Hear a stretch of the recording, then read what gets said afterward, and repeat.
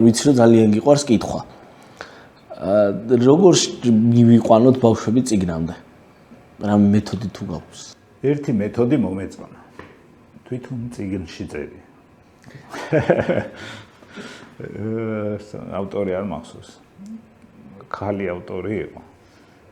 და ესეთი მაგალითი ქონდა მოყვანილი. სუნამროა ჟუსკინი. ხო. ფილმი უფრო მეტმა კი, პარფიუმერს ეძახის ზოგი, ხო. აი იმ ბავშვის გასაგონად ხმამაღლა წაიკითხეთ, ის იმას არ უთხრათ, არაფერი, ის დავის საქმეს აკეთებს, თამაშობდეს ან. ხმამაღლა წაიკითხეთო პირველი გვერდი. ის მართლაც ვირტუალურად იწყება. იგი დეტალურად აღარ მახსოვს. ყველა რო სუნიანი დადის, მაშინ როცა საფრანგეთის მეფეს ყველის სუნი ადიოდა და აქ ანტისანიტარია აღწერილი, ონის რაღაცა გითხრევ. და ერთი გვერდს აიკითხეთო და გაჩუმდით. მე და დავით წიგნიო და მოვა და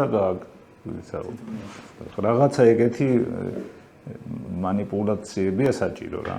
რაღაცა დოზი 1001 ღამის ის არის, რაღაცა დაიწყო, გაჩერდე და ხო, ანუ გარანტია არა გაქვს, მაგრამ სტადვირს. ხო, შეიძლება წამოაგო.